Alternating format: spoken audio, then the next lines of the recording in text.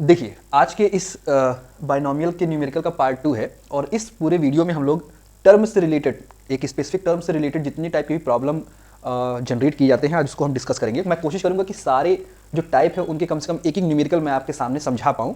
और देखिए इन सब में जो थोड़ा सा अलग टाइप का है वो है आपका ग्रेटेस्ट टर्म, तो मैं इसको थोड़ा डिटेल में समझाऊंगा। बट यकीन मानिए कि ये पहले के जो 6 टॉपिक हैं टर्म से रिलेटेड बहुत इजी हैं, तो चलिए हम लोग डिस्कस करते हैं। देखिए मैंने आपके सामने एक न्यूमेरिकल रखा है 2x² + 1/x to the power 12। ठीक है, ये आपका क्वेश्चन है। अब इसमें जो पहला टाइप का क्वेश्चन है वो है find the nth term from the beginning, यानी क्वेश्चन के अकॉर्डिंग है find the third term from the beginning. तो third term from the beginning का मतलब इसको जब आप एक्सपेंड करते हैं तो एक्सपेंड करने पे जो पहला टर्म आता है, जो दूसरा टर्म आता है, जो तीसरा टर्म आता है, तो जो तीसरा टर्म होता है वही कहलाता है थर्ड टर्म। लेकिन अगर मैं आपसे कहूं कि डायरेक्ट आप उसकी वैल्यू निकालिए तो कैसे निकालते हैं, सबसे पहले इसको समझिए। देखिए थर्ड टर्म आपको निकालना है। देखिए नाउ बात करेंगे तो ऐसे लिखेंगे। देखिए क्या निकालना है आपको, थर्ड टर्म, यानी हो जाएगा t3। तो t3 का मतलब होता है, इसको आप मैंने कितनी बार बताया कि आप इसको लिखिए t+1 के फॉर्म, यानी हो जाएगा 2+1। और अगर आप इसको लिखेंगे जनरल तो क्या हो जाएगा आपका, होता है आपका NCR x to the power n-r y to the power r। बस अब आपको कुछ करना नहीं है, वैल्यू सारी प्लेस करिए। n की वैल्यू कितनी है 12, सो 12c r, यही तो r होता है आपका, तो ये हो जाएगा 12c टू x। x की जगह क्या है आपका 2x², तो x to the power n-r, इनकी 12 - 2 हो जाएगा आपका 10। ओके, एंड y की जगह क्या है आपका 1/x, तो into 1/x to the power r की जगह कितनी वैल्यू है आपकी 2। जस्ट सिंप्लीफाई कर लीजिए इसको, तो सिंप्लीफाई करने के बाद जो आपका रिजल्ट आए वही आपका आंसर होगा। और आफ्टर सिंप्लीफिकेशन जो आपको वैल्यू मिलेगी वो मिलेगी 1760/x³, ये आपका आंसर हो जाएगा। अब तो आई होप कि आपको ये बात समझ में आई होगी। लेकिन अगर इसी क्वेश्चन में कहे कि लास्ट से, ठीक है ना, क्वेश्चन के अकॉर्डिंग अगर ये हो कि ये आपका एक फंक्शन है, इसको एक्सपेंड करने के बाद, ठीक है ना, तो एक्सपेंड करेंगे तो कुल टोटल टर्म कितने आएंगे आपके 13 टर्म आएंगे आपके। और अगर आपसे पूछे कि लास्ट से थर्ड टर्म कौन सा होगा, तो देखिए ये सेकंड टाइप का क्वेश्चन है, from the end of the nth term. तो इसको कैसे निकालेंगे, देखिए ये भी बहुत इजी है।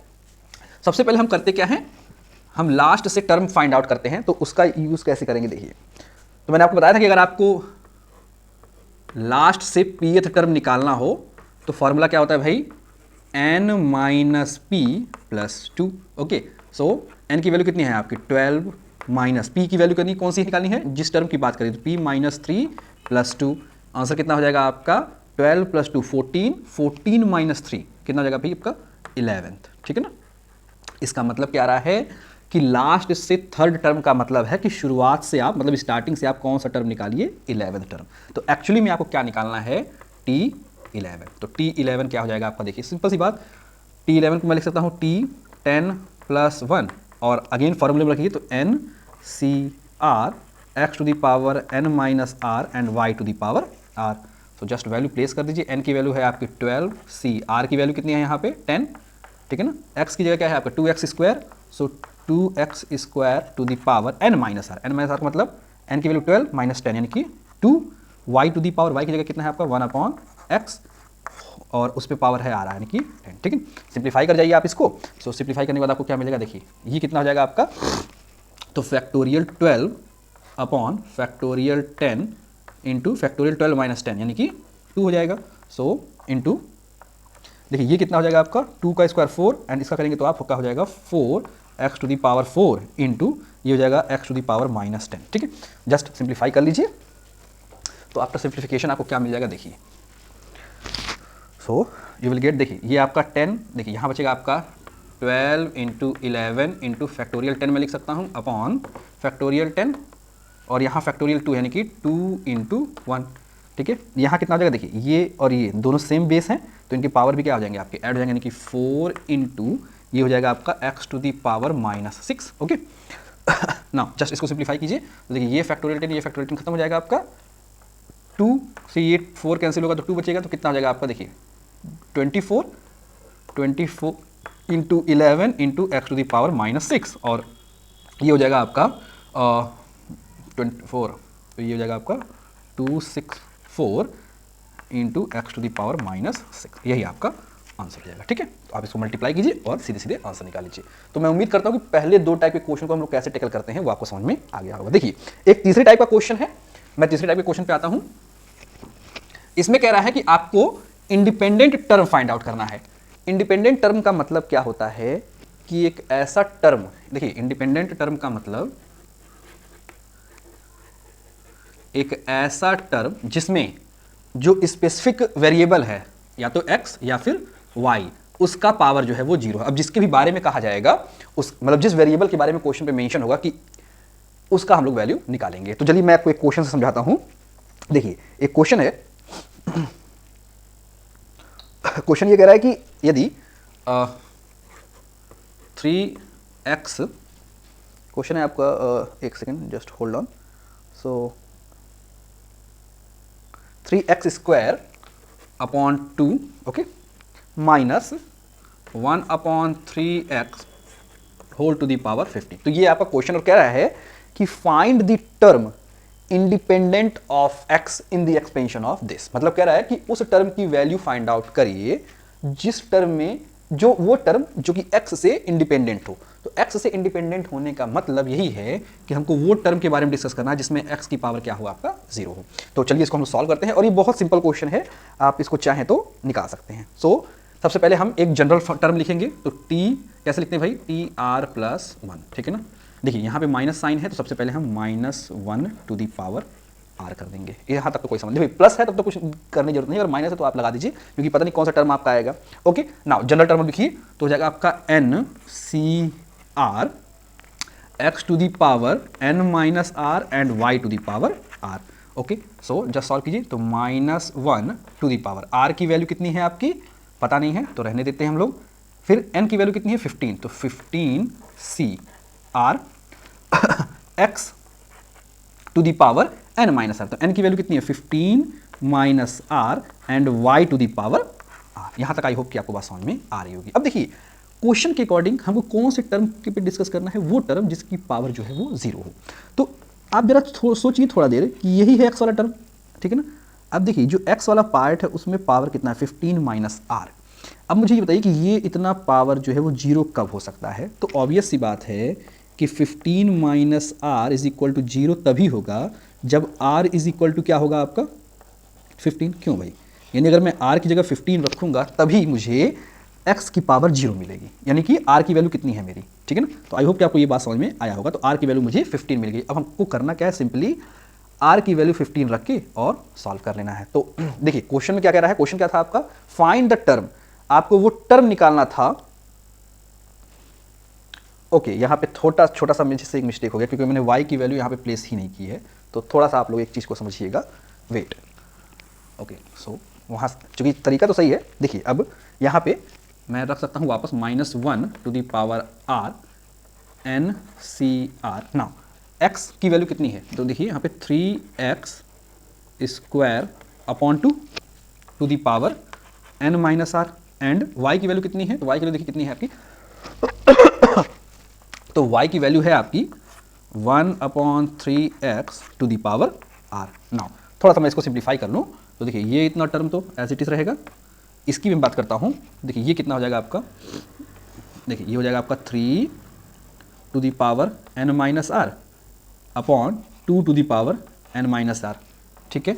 ये x स्क्वायर है तो into x to the power 2n minus 2r, ठीक है, इंटू इसको करेंगे तो हो जाएगा आपका 3x to the power minus R. Okay now इसको जरा सिंप्लीफाई कीजिए। देखिए ये बेस दोनों के सेम हैं तो हम चाहे तो इनकी पावर को क्या कर सकते हैं, ऐड कर सकते हैं। तो बाकी सारे टर्म एज इट इज ही रहेंगे ये वाले, ठीक है। ये इंटू 3 बच जाएगा आपका। ये वाले टर्म को मैं इधर लिख रहा हूँ, देखिए बेस सेम है तो पावर को मैं क्या करूँगा, ऐड कर दूंगा तो हो जाएगा आपका 2n minus 2r minus R. तो इसको अगर आप सिंप्लीफाई करेंगे तो 2r माइनस आर तो आपको मिल जाएगा टोटल कितना 3r, ठीक है। तो आई होप कि आपको ये बात समझ में आ रही होगी। और चूंकि n की वैल्यू कितनी है आपकी 15 दी रखी है। अब देखिए यहाँ से मैं कह सकता हूँ ये पूरा का पूरा term into x to the power 15 into 2 यानी कि 30 माइनस 3r। अब मुझे बताइए कि ये इतनी वैल्यू जीरो की इक्वल कब होगी। देखिए यहाँ से अगर मैं सॉल्व करूँ तो कह सकता हूँ कि मैं 30 माइनस 3r जीरो तभी होगा जब, देखिए ये हो जाएगा आपका 30 is equal to 3r। So r is equal to कितना हो जाएगा भाई आपका 30/3, यानी कि r इज इक्वल टू कितना मिल जाएगा 10। यानी r की वैल्यू जब 10 होगी तो ये बताइए मुझे कि r की वैल्यू जब मैं 10 रखूंगा तो कौन सा टर्म मुझे मिलेगा। तो देखिए ऑब्वियस सी बात है, r is equal to 10 plus 1, यानी कि 11th टर्म मुझे ऐसा मिलेगा जो कि x की पावर को 0 कंटेन किया होगा। तो सिंपली अब हम 11th टर्म डायरेक्ट कैलकुलेट कर सकते हैं। चलिए, तो इतना करने के बाद हमको रिजल्ट मिला कि r की वैल्यू कितनी है मेरी 10 है। So you will get T11, T11 का मतलब क्या हो जाता है आपका 10 plus 1। So just place the value, so will get -1 to the power r कितना है आपका 10।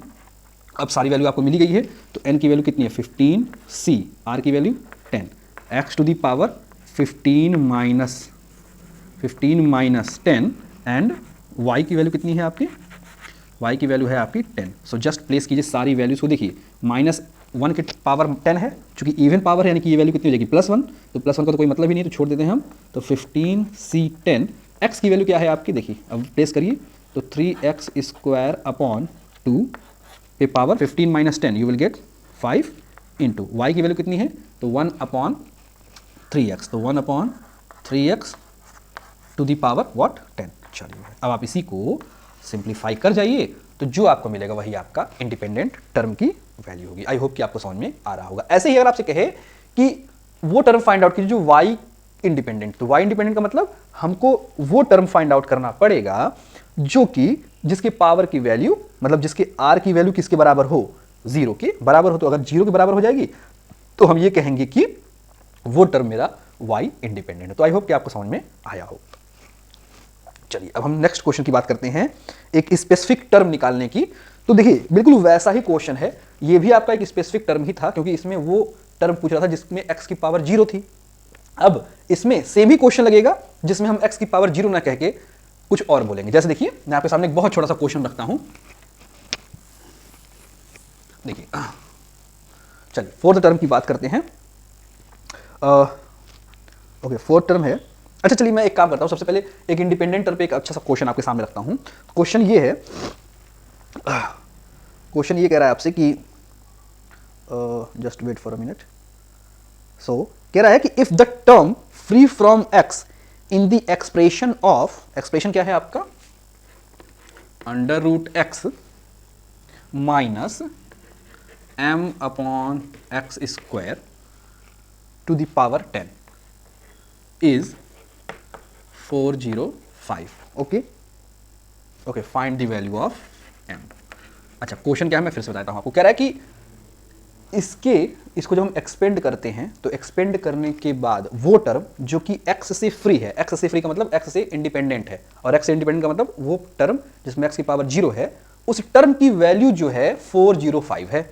तो m की वैल्यू फाइंड आउट करें तो कैसे कर सकते हैं। तो देखिए हम निकालेंगे क्या चीज, सबसे पहले TR प्लस 1th टर्म।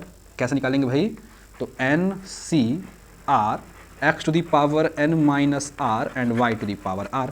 सो नाउ n की वैल्यू कितनी है आपकी 10c, r तो पता नहीं है, x की वैल्यू कितनी है आपकी √x to the power n minus r, n का वैल्यू मतलब 10 माइनस r, ठीक है। एंड y कितना है आपका, y है आपका minus m/x² to the power r, ठीक है, नो प्रॉब्लम। इसको जस्ट सिंप्लीफाई कर लेते हैं हम थोड़ा सा। तो देखिए ये हो जाएगा आपका 10cr, इसको करिए तो ये हो जाएगा आपका, देखिए ये आपका हो जाएगा देखिए x to the power 1/2 to the power 10, ठीक है, minus √x to the power minus r, कोई समस्या नहीं है, इनटू इसको करिए तो ये हो जाएगा आपका minus m to the power r upon, या अपॉन रहने देते हैं, सीधे सीधे मैं लिखता हूँ, into x to the power -2r। Okay no problem. अब जितने भी x वाले टर्म हैं उनका बेस चूँकि सेम ही है, तो हम कोशिश करेंगे कि इसको, देखिए ये अंडर रूट में ही है तो इसको भी हम 1/2 लिख सकते हैं, ये अंडर रूट में है तो इसको भी 1/2 लिख सकते हैं। अब हम क्या करेंगे, सारे के सारे टर्म को, सॉरी सारे के सारे जो कोफिशिएंट x वाले पार्ट है, क्योंकि उनका पावर जो है वो जो बेस है वो सेम है, तो हम पावर को क्या कर सकते हैं, सीधे सीधे ऐड कर सकते हैं। तो हम लिख सकते हैं 10cr, ये बचा है आपका, पहले माइनस तो मैं इधर लिख देता हूँ, माइनस m जो है आपका क्या है, m और r दोनों को पता नहीं तो ऐसे लिख देते हैं।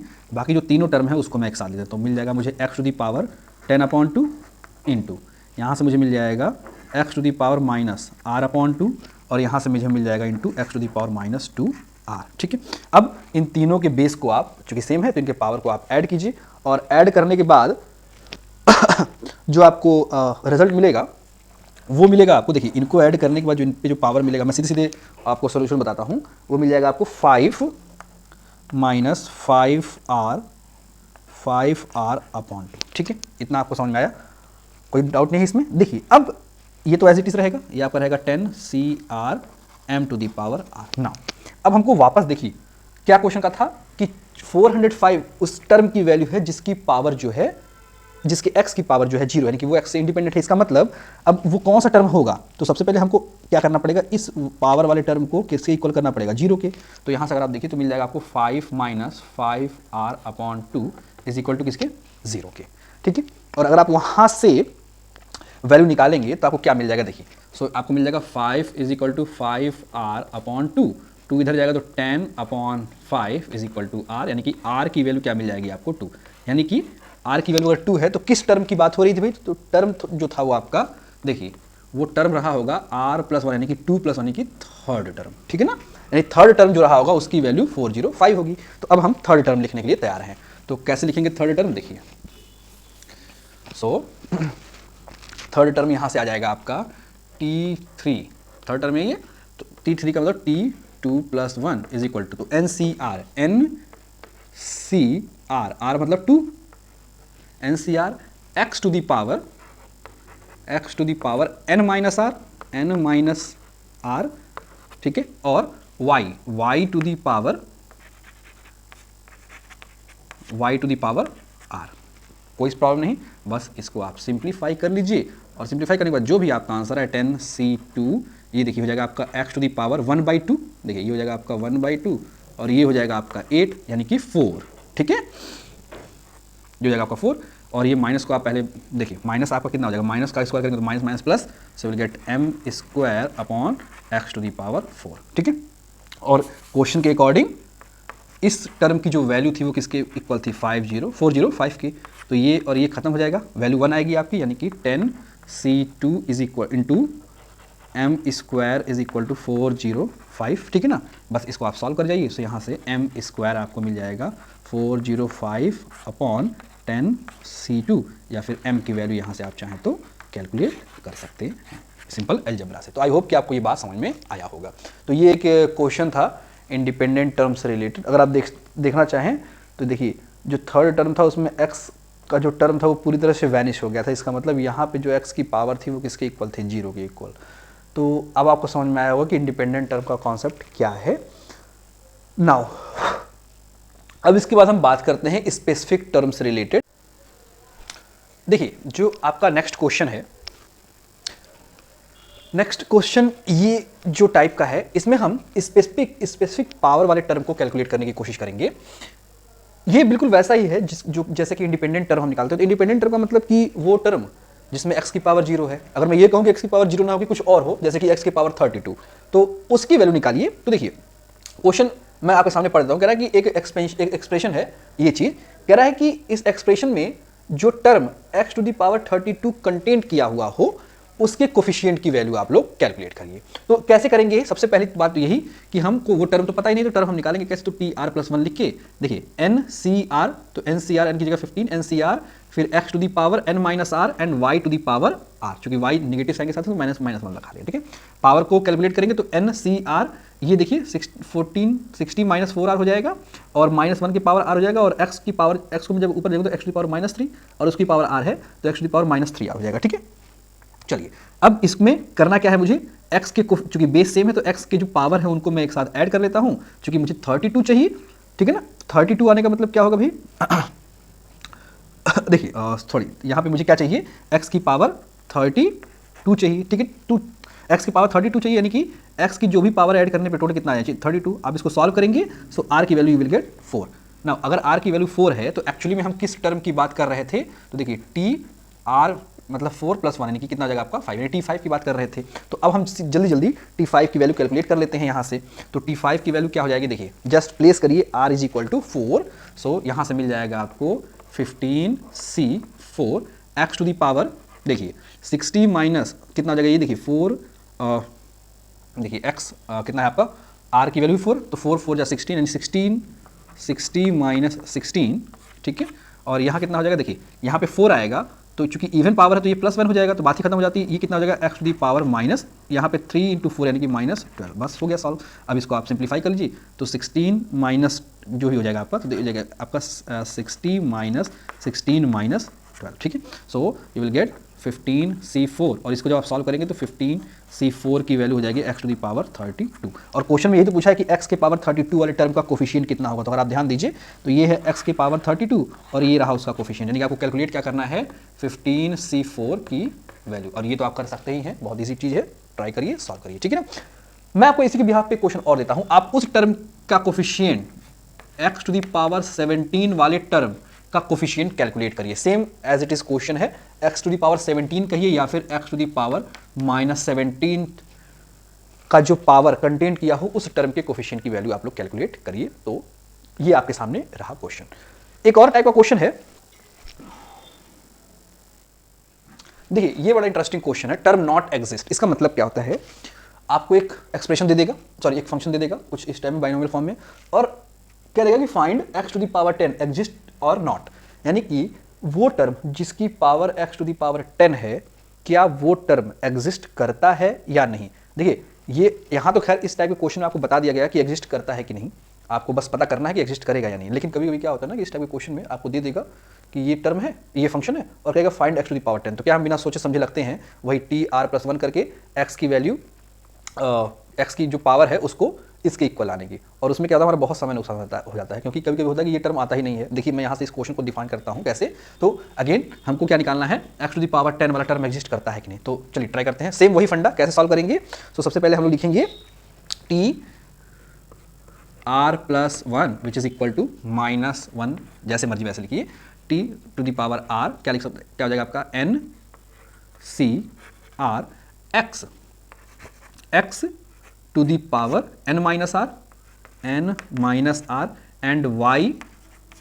y to the power r, ठीक है ना। आप इसको थोड़ा सा सिंप्लीफाई करेंगे, तो सिंप्लीफाई करने के बाद आपको क्या मिलेगा, देखिए सिंप्लीफाई करेंगे तो आपको मिल जाएगा, यहाँ से मिल जाएगा आपको -1 to the power r 18cr। Now इसको सिंप्लीफाई करिए तो देखिए यहाँ से एक टर्म मिल जाएगा 2 टू दी पावर r, और x की पावर को जब आप सॉल्व करेंगे, मतलब उसको सिंप्लीफाई करेंगे, बेस को जब ऐड करेंगे तो आपको मिल जाएगा x into x to the power 36 minus 3r, ठीक है।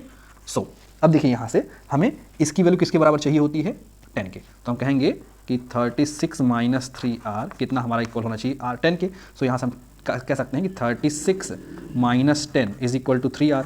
सो r इज इक्वल टू कितना मिल जाएगा, 26/3। कटेंगे तो काटने के बाद क्या मुझे मिलेगा, तो 3 8 ज़ा 24, 3 6 ज़ा 18 और फिर ऐसे चलता रहेगा, ठीक है ना। तो अगर आप ध्यान से समझने की कोशिश कीजिए तो जो हमारा r की वैल्यू आई है वो 26/3 आई हुई है, और ये हम बहुत स्टार्टिंग में ही जान रहे हैं कि r की वैल्यू कभी भी फ्रैक्शन फॉर्म में नहीं आ सकती। इसका मतलब ये है कि x टू दी पावर 10 का वैल्यू जो है वो कभी भी एग्जिस्ट करेगा ही नहीं, यानी कि ये फालतू सा क्वेश्चन था। आई होप कि आपको बात समझ में आई होगी, ठीक है। क्योंकि r की वैल्यू कभी फ्रैक्शन फॉर्म में नहीं हो सकती, r की वैल्यू हमेशा इंटीजर फॉर्म में ही होगी, आइदर +1 आइदर -1 जो भी हो, मतलब ठीक है। लेकिन फ्रैक्शन फॉर्म में तो कभी भी नहीं हो सकती। इसका मतलब ये है कि x टू दी पावर 10 का जो टर्म है, एक ऐसा टर्म जो कि x टू दी पावर 10 का पावर कंटेंट किया हो, ऐसा है ही नहीं, ठीक है। सो आई होप कि आपको ये बात समझ में आई होगी। चलिए अब हम बात करते हैं मिडिल टर्म फाइंड आउट करने की। तो मिडिल टर्म कैसे कैलकुलेट करते हैं, आइए उस पर भी हम डिस्कशन कर लेते हैं जल्दी। तो आई होप कि आपको बाइनोमियल के क्वेश्चंस कैसे फ्रेम किए जाते हैं आपको समझ में आ रहा होगा, टाइप्स ऑफ जो क्वेश्चन है, ठीक है। मैं बिल्कुल बेसिक लेवल से लेके चल रहा हूँ। चलिए तो अब हम बात करते हैं मिडिल टर्म फाइंड आउट करने की। नाउ मिडिल टर्म कैसे फाइंड आउट करते हैं, तो इसके लिए मैं आपके सामने 2 एग्जाम्पल रखता हूं, आपको दोनों से बहुत अच्छे समझ में आ जाएगा। चलिए सो पहला क्वेश्चन है ax plus b upon x square, ठीक है, टू दी पावर 12। चलिए ये तो रहा पहला क्वेश्चन। और दूसरा क्वेश्चन क्या है आपका, एक क्वेश्चन मैं और ले सकता हूं 3x minus x³ upon 6 to the power 7। अच्छा, दोनों क्वेश्चन में खासियत क्या है, मैं सिंप्लीफाई करके प्लस ले लेता हूँ, ठीक है, माइनस से आपको कन्फ्यूजन ना हो। देखिए दोनों क्वेश्चन में खास बात क्या है, एक का पावर जो है वो इवन है और एक का पावर जो है ऑड है, ठीक है ना। पहली बात तो ये कि ये बताइए कि जब 12 है तो आप सिंपल कॉमन सेंस सोच बताइए कि टोटल टर्म कितने होंगे इसमें। तो टोटल टर्म जो होगा, टोटल टर्म वो 12, भाई हमेशा n+1 होता है टोटल टर्म, तो 12 + 1 हो जाएगा, इनटू कुल टर्म कितने हो जाएंगे आपके 13।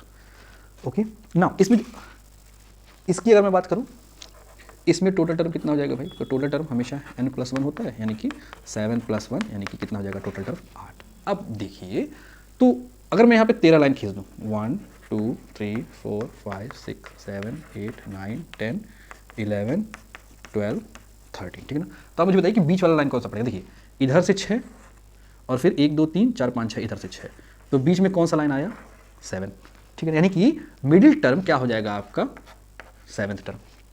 आई होप कि आपको बात समझ आई होगी।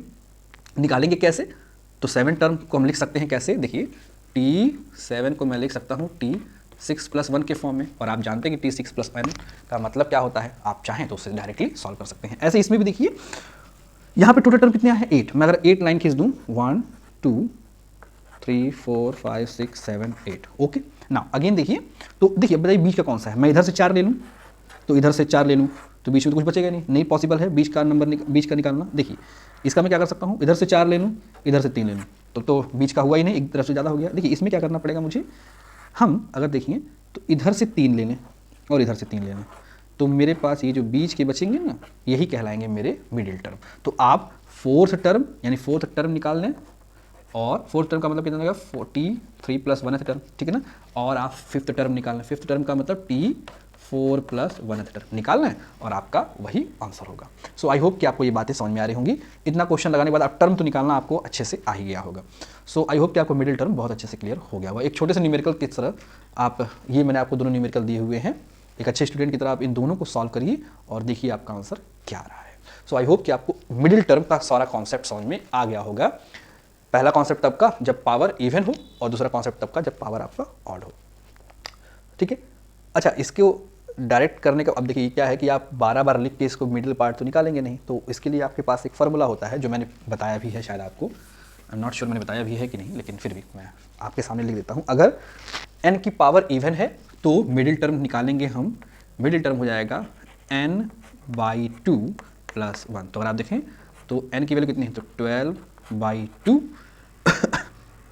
+ 1 कितना हो जाएगा आपका, तो 6 और 1 7, तो T7, यही आपका क्वेश्चन भी था। और अगर n की पावर ऑड है, जैसे कि क्वेश्चन में था पावर 7 था आपका, तो उसके लिए फॉर्मूला हो जाएगा आपका Tn + 1/2, ठीक है ना। सो आप चाहे तो निकाल सकते हैं, तो Tn + 1/2 का मतलब 7 + 1/2 यानी कि 7 और 1 8/2 यानी कि T4। तो T4 एंड आपको क्या निकालना पड़ेगा, एक T4 से बड़ा, यानी कि T4 + 1 यानी कि एक आपको क्या निकालना पड़ेगा T5। तो यहाँ पे आपको 2 टर्म निकालने पड़ेंगे, ठीक है ना।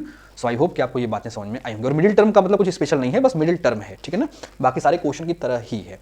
एक जो लास्ट टॉपिक बच जाता है वो है आपका ग्रेटेस्ट टर्म कैसे फाइंड आउट करते हैं। तो इसके बारे में थोड़ा सा डिटेल में डिस्कशन करता हूँ, थोड़ा पेशेंस रखिए और मेरे साथ समझने की कोशिश कीजिए कि ग्रेटेस्ट टर्म क्या होता है। सबसे पहली बात तो ये ग्रेटेस्ट टर्म का मतलब क्या है, चलिए मैं आपको समझाने की कोशिश करता हूँ। मान लीजिए कि अब मैं इसको थोड़ी देर के लिए मिटा देता हूँ और स्पेशली हम बात करते हैं ग्रेटेस्ट टर्म की, ठीक है। चलिए देखिए, अगर आपसे मैं कहूँ कि एक बाइनोमियल एक्सप्रेशन है आपके पास, ठीक है, और उस बाइनोमियल एक्सप्रेशन से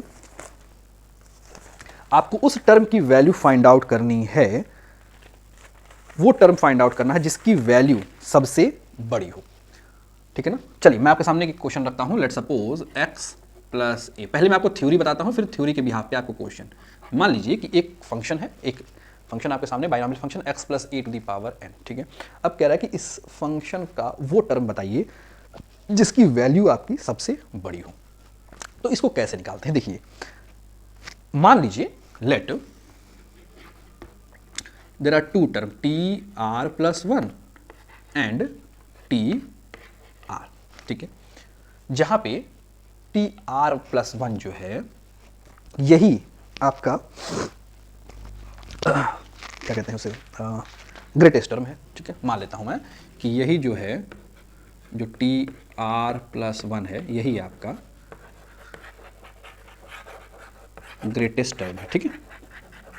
तो इसका मतलब क्या होगा, इसका मतलब यही होगा, देखिए अगर ये सबसे बड़ी वैल्यू है तो इसको अगर मैं बाकी किसी भी वैल्यू से डिवाइड करूं, जैसे अगर मैं देखो, अगर आप इसको क्वेश्चन समझिए, जैसे मैं कहूं कि 3-4 नंबर लिखे हुए हैं 2 4 5 7, ठीक है ना, सपोज करिएगा। तो अगर मैं कहूं कि 7 सबसे बड़ी वैल्यू है, ठीक है, समझिएगा मेरी बात। तो अगर 7 सबसे बड़ी वैल्यू है तो इससे के पहले या इसके बाद जो भी वैल्यू लिखी होगी, लेट सपोज 3 1 जो भी लिखा हुआ है, तो अगर मैं कहूँ कि 7 अगर सबसे बड़ी वैल्यू है तो इसका मतलब क्या होगा कि 7 के पहले जो भी नंबर रहा होगा या 7 के बाद जो भी नंबर होगा, अगर उनको मैं डिवाइड करूँ 7, तो ऑब्वियस सी बात देखिए, जो भी वैल्यू आएगी आफ्टर डिवीज़न वो या तो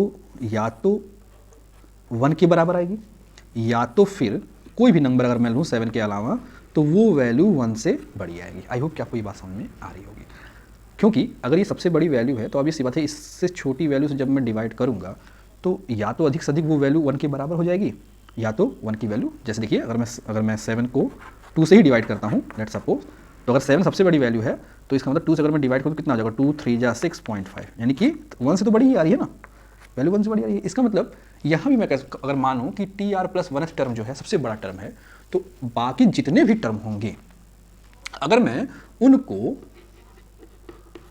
उनको r प्लस 1 में डिवाइड करूँ तो वो वैल्यू अधिक से अधिक उसके बराबर आएगी या तो फिर उससे बड़ी आएगी 1 से। आई होप कि आपको ये बात समझ आ रही होगी इस एग्जांपल से। बस अगर आपको इतनी बातें समझ में आ गई हैं तो आप यही चीज़ हमको अप्लाई करना है ग्रेटेस्ट टर्म फाइंड आउट करने में, मेन फंडा यही है। तो चलिए मैं सॉल्व करके दिखाता हूँ कैसे सॉल्व करते हैं, और अगर मैं आपको डायरेक्ट एक रिजल्ट दूँ तो सबसे पहले मैं आपको रिजल्ट देता हूँ कि इसके बिहाफ पे रिजल्ट हम क्या निकालेंगे और उसको प्रूफ कैसे करेंगे वो मैं बाद में बताऊंगा। देखिए अगर ये चीज़ ग्रेटेस्ट टर्म का कंडीशन है, इसका मतलब आप एक डायरेक्ट रिजल्ट लिख सकते हैं कि n minus r plus 1 upon r into a plus a upon x. X मतलब वो जो पहला कोफिशिएंट होता है, याद रखिएगा, एक्स हमेशा ग्रेटर देन और इक्वल टू 1 होगा। ये रिजल्ट आप याद रखिए। ये रिजल्ट कैसे आता है मैं अभी आपके सामने प्रूफ कराता हूँ, एंड देन उसके बाद हम इसके न्यूमेरिकल पे चलते हैं। आपको न्यूमेरिकल लगाते ही सब कुछ क्लियर हो जाएगा, ठीक है, लेकिन जरूरी है इसकी थ्योरी को भी जानना। चलिए तो पहली बात तो इसको मैं प्रूफ करता हूँ। सो देखिए यहाँ से अब अगर मैं इस कंडीशन को लेके चलूँ, कि T R plus 1 upon T R is greater than और इक्वल टू 1, तो इसका मतलब क्या होगा, देखिए अगर आप इसको लिखना चाहिए तो कैसे लिखेंगे भाई इसका, देखिए स्टार्ट करेंगे इसको लिखने का तो क्या हो जाता है आपका एन सी आर, ठीक, फंक्शन क्या था आपका x plus a to the power n, ठीक है ना, इसके ट्राई करते हैं। सो हो जाएगा आपका एक्स, देखिए एक्स की जगह तो एक्स सही है, तो x to the power n minus r into y की जगह क्या है आपका a to the power r, ठीक है, ये हो गया अपॉन नाउ टी आर कैसे लिखेंगे तो हो जाएगा आपका एन सी, एक कम करके लिखते हैं तो आर माइनस 1, एक्स की जगह तो एक्स ही है, x n minus r minus 1 यानी आर माइनस 1, ठीक है, into y to the power r, ठीक है। आई होप कि आपको ये बात समझ में आ रही होगी। जस्ट सिंप्लीफाई कीजिए। सो लुक एट दिस, थोड़ा सा आप इसको सिंप्लीफाई कीजिए, ठीक है। सबसे पहले मैं ये टर्म को देखता हूँ, देखिए ये हो जाएगा, अच्छा मैं यहाँ पे एक चीज़ स्किप करता हूँ, अगर माइनस का टर्म इसमें मल्टीप्लाई करेंगे तो हमको मिल जाएगा माइनस आर, और ये माइनस 1 जो जाएगा वो आपका प्लस 1 बन जाएगा, ठीक है। आई होप कि आपको ये बात समझ में आ रही होगी। पावर को हम सीधे सीधे ऐड ऑन कर सकते हैं, तो देखिए ये जब a to the power r minus 1 ऊपर जाएगा तो ये हो जाएगा into a to the power minus r plus 1, कोई समस्या नहीं होगी इसमें आई थिंक। और इसको जब हम सॉल्व करेंगे तो ये पूरा का पूरा टर्म ऊपर की तरफ चला जाएगा। सो चलिए मैं सॉल्व करता हूँ। देखिए ये हो जाएगा आपका, पहले इस चीज़ को मैं दिखाता हूँ आपने सॉल्व करके क्या हो जाएगा आपका, देखिए तो ये जाएगा आपका factorial n upon factorial r factorial n minus are, ठीक है, नो डाउट, अपॉन इसको करिए, ये हो जाएगा आपका factorial n upon factorial r minus 1 into factorial n minus r minus 1, ठीक है ना, ओके। चलिए भाई इनटू ये पूरे टर्म को आप ऊपर ले जाइए। तो देखिए जैसे ही आप इस पूरे टर्म को ऊपर ले जाएंगे, सॉरी ये आपका क्या लिखा हुआ था, x to the power n, देखिए माइनस हो जाएगा minus n plus r minus 1, power ऊपर जाएगा तो माइनस से मल्टीप्लाई हो जाएगा, ठीक है। नाउ ये आपका इतना खत्म हो जाएगा। समझ में आ रही बात आपको? पहले मैं इसको सॉल्व कर देता हूँ। देखिए तो इसको आप जब करेंगे तो बेस सेम है, a to the power minus r plus r, cancel out, बचेगा a टू दी पावर 1, यानी कि यहाँ a वाला जो टर्म है वो केवल कितना बचेगा, a टू दी पावर 1, ठीक है, यानी कि a बचेगा ना। इसको करिए तो जब आप इसको ऐड करेंगे देखिए plus 1 plus n minus n खत्म, प्लस r माइनस r खत्म, तो बचेगा क्या, x to the power minus 1, ठीक है। अच्छा x to the power minus 1 का मतलब कितना हो जाएगा, केवल अपॉन x, कोई डाउट नहीं है इसमें। ये वाला टर्म हम कैलकुलेट करें तो देखिए इसको मैं लिख सकता हूँ factorial n upon factorial r factorial n minus r, ठीक है। ये इतना टर्म, चूँकि ये बड़ा वाला डिवाइड है तो मल्टीप्लाई करके मैं लिखूँ तो ये पलट जाएगा, तो हो जाएगा फैक्टोरियल अच्छा मैं इसको कहीं साफ साफ लिख देता हूँ, ठीक है, ये तो कन्फ्यूजन ज़्यादा हो जाएगी। चलिए इसको सॉल्व करते हैं डायरेक्टली। तो ये हो जाएगा आपका, देखिए लुक एट दिस, ये हो जाएगा आपका factorial n upon factorial r factorial n minus r into ये डिवाइड इंटू, तो ये पड़ जाएगा पूरा, तो कितना आ जाएगा आपका factorial r minus 1 into factorial n, ये माइनस का मल्टीप्लाई करेंगे तो minus r plus 1 upon factorial n, ठीक है, नो प्रॉब्लम। ये और ये खत्म हो जाएगा, ठीक है, ये आपका खत्म हो जाएगा। सो अब इसको सॉल्व करेंगे तो देखिए ये टर्म तो आपका पहले ही वैनिश हो गया, ओके, ऊपर नीचे 1 बचा। अब देखिए ध्यान से, तो यहाँ पे फैक्टोरियल r है, तो मैं इस फैक्टोरियल r को क्या लिख सकता हूँ, r into factorial r minus 1, कोई प्रॉब्लम नहीं है। देखिए इसको अगर आप ध्यान दीजिए तो इसको मैं कैसे लिख सकता हूँ, देखिए ये फैक्टोरियल अगर हटेगा तो ये हो जाएगा r minus n minus r minus 1 into factorial n minus r plus 1, और उसमें ही माइनस 1 करेंगे तो माइनस 1 प्लस 1 खत्म हो जाएगा, तो आपके पास factorial r plus r minus 1 बचेगा। और आप ध्यान से देखिए तो उस केस में ये टर्म कैंसिल हो जाएगा और ये टर्म कैंसिल हो जाएगा, तो आपके पास अल्टीमेटली क्या बचेगा, तो अल्टीमेटली बचेगा n minus r plus 1 upon r, और जो ये पूरा टर्म था उसकी वैल्यू कितनी आई थी आपकी, a अपॉन x की। तो देखिए मैंने शुरुआत में ही आपको एक रिजल्ट जो दिया था, आई थिंक अल्टीमेटली वही रिजल्ट आपको सामने फिर से मिल गया, ठीक है ना। सो आई होप कि आपको ये बात समझ में आई होगी, और इस पूरे की वैल्यू किसके बराबर, किससे बड़ी और इक्वल टू होनी चाहिए, होने की। तो ये आपका कंडीशन है। आई होप कि आपको ये थ्योरी पार्ट समझ में आया होगा। अब इसके बिहाफ पे हम न्यूमेरिकल कैसे सॉल्व करेंगे, तो चलिए इसके लिए हम एक क्वेश्चन पे आते हैं, ठीक है। So now here is your question. चलिए एक क्वेश्चन आपके सामने मैं रखता हूँ, आपको ग्रेटेस्ट टर्म कैसे निकालते हैं वो समझ में आ जाएगा। इसको आप चाहिए तो नोट कर लीजिए, फिर मैं आगे क्वेश्चन चलता हूँ। चलिए तो क्वेश्चन क्या कह रहा है, देखिए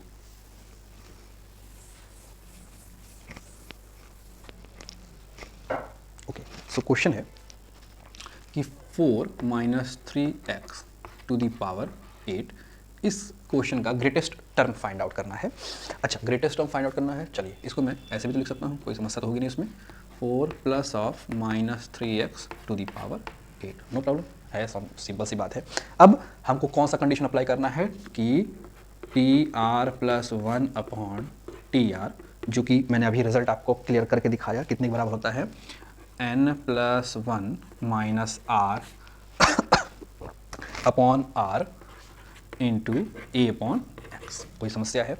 अगर मैं पहला वाला क्वेश्चन लिखूं x plus a to the power क्या था आपका n, ठीक है ना, उसके बिहाफ पे।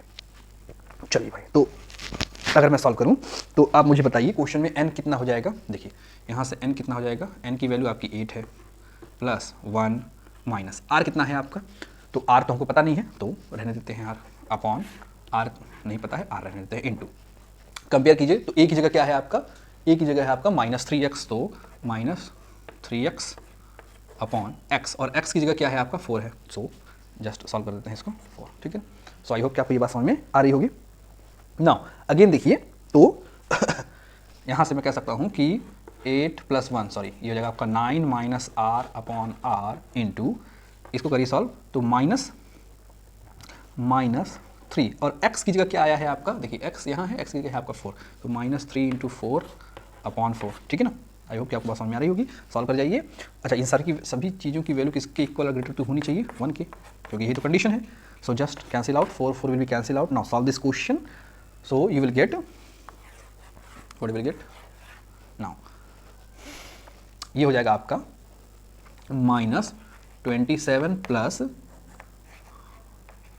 3r upon r which is greater than और इक्वल टू 1। ठीक है, कोई समस्या नहीं है इसमें, एकदम छोटा छोटा स्टेप्स हैं, बहुत सिंपल से क्वेश्चंस हैं आपके सामने। यहाँ से ना अच्छा, इसको आप लिख सकते हैं सिंपली, माइनस से आप मल्टीप्लाई करके देते हैं, मल्टीप्लाई कर तो हो जाएगा आपका कितना हो जाएगा आपका 27 माइनस 3r अपॉन r, सीधी तो सिंपल सा mathematics, greater than or equal to 1 कर सकते हैं। नाउ यहाँ से अब थोड़ा सा सॉल्व कीजिए r के लिए, तो r उधर जाएगा तो ये हो जाएगा आपका 27 minus 3r greater than or equal to r का मैंने मल्टीप्लाई करा, इसको इधर ले जाइए तो हो जाएगा आपका 27 और ये उधर जाएगा तो greater than or equal to r plus 3r, ये हो जाएगा आपका 27 greater than or equal to 4r। ठीक है, आई होप कि आपको बात समझ में आ रही होगी। सो r इज इक्वल टू कितना मिल जाएगा आपको, ग्रेटर देन 27 अपॉन 4। अगेन आप इसको सिंप्लीफाई कीजिए, तो 4 से डिवाइड करेंगे तो 4 देखिए 4 6 जा 24, ठीक है ना, 4 6 जा 24, कैरी होगा 3 4 आई थिंक 6.8, आई थिंक इसके अराउंड आएगा। लेकिन हमारा जो मेरा प्रॉब्लम था वो यही है कि r की वैल्यू कभी भी फ्रैक्शन में नहीं होगी। तो अब मुझे बताइए कि 6.8 के नियरेस्ट, भाई 6.8 से बड़ी तो हो नहीं सकती, जो भी r की वैल्यू होगी वो 6.8 से छोटी होगी। तो बताइए मुझे कि r के नियरेस्ट होल नंबर कौन सा है। तो आप देखेंगे कि r के नियरेस्ट जो है वो आपका 6 ही है, यानी कि एक्चुअली में r की वैल्यू किसके बराबर हो जाएगी, 6 की। तो हमको निकालना था ग्रेटेस्ट टर्म, और ग्रेटेस्ट टर्म हमने किसको माना था, r प्लस 1th टर्म को। तो अगर आपको इतना थ्योरी समझ में आ गया है तो हमारी r की वैल्यू कितनी होगी, 6। तो यहाँ से मैं कह सकता हूँ कि यहाँ से हम कह सकते हैं कि r इज इक्वल टू 6 है, तो ग्रेटेस्ट टर्म r प्लस 1 होगा, और r प्लस 1 का मतलब 6 प्लस 1 यानी 7th टर्म आपका होगा। तो 7th टर्म कैसे लिख सकते हूँ मैं, देखिए तो 6 प्लस 1 के फॉर्म में n c 6 x to the power n minus r, n minus r और y to the power r, तो r की जगह 6। ठीक है ना, बस हो गया काम मेरा।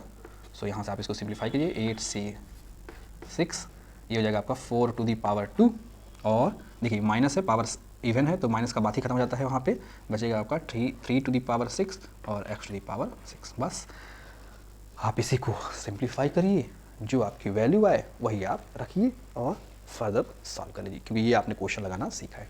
तो अब आपका बाइनोमियल में लगभग मान के चलिए कि 80% टाइप के क्वेश्चन बनते हैं वो हो गया है, 20-25% के क्वेश्चन टाइप, अलग टाइप के क्वेश्चन और बचते हैं, तो मैं वो आपको नेक्स्ट फर्दर टॉपिक में बताऊंगा। आई होप कि आपको इतनी बातें समझ में आ रही होंगी।